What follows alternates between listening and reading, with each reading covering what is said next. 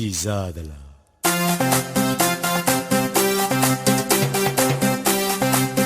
စိတ်တော်စိုးနဲ့ကြည်စားပြောပြ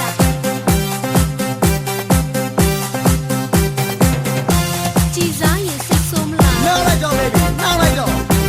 စိတ်ဆိုးလားပြောအောင်